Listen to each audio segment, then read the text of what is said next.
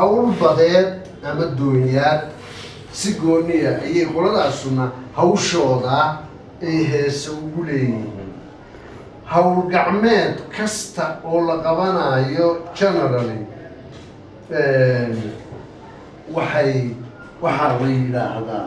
hawl gacmeed kasta macnuu haddii da baabuur la rarayo iyo haddii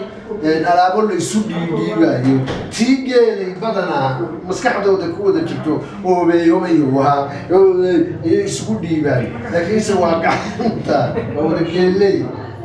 ama riyo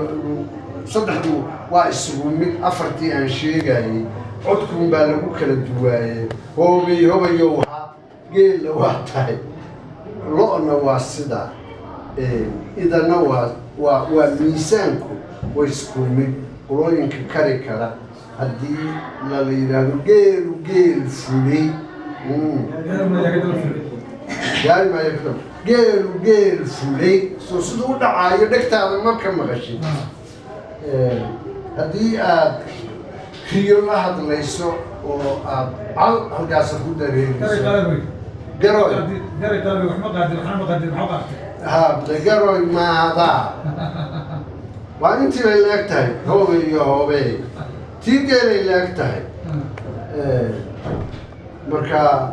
xariir xoodani maxaa la sheegayaa lo-da iyo geela waan tegay oo xaggii galbeedka iyo jigjiga iyo inta u dhaxaysa awbare iyo waa wareegay oo ama jigjiga waxaa ku yidhi kuwii geela muddaan maqlayo wax laga qoraya bal hees lo-aada ka baadi doono bay dadka umaba kala socno wixii geeljiruhu geelooda